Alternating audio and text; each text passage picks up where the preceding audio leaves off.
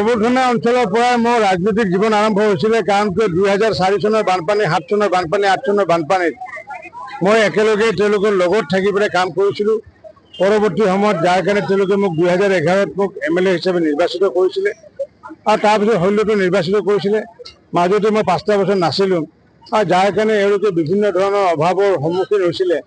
এইবাৰ মই নতুনকৈ পুনৰ ঘূৰি অহাৰ বাবে সকলোৰে এটা উৎসাহ এটা আহিছে আৰু নিশ্চিত ওপৰত আমাৰ এই অঞ্চলৰ গোবৰ্ধনা মণ্ডলৰ যিমানবোৰ ভোট, সেইসমূহৰ ভিতৰত প্ৰায় 75% ভোট আমি পাম বুলি আশা ৰাখিছোঁ।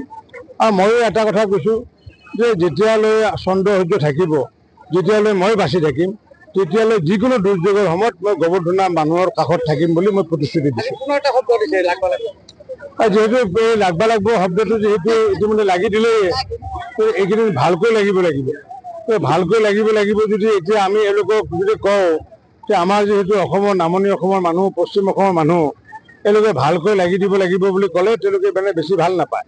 কিন্তু তেওঁলোকক যদি আমি ঘৰুৱাভাৱে কওঁ যে আগতে যেনেকৈ কৈছিলোঁ যে লাগবা লাগব, এতিয়া মই কৈছোঁ যে ভালকেন লাগবা লাগব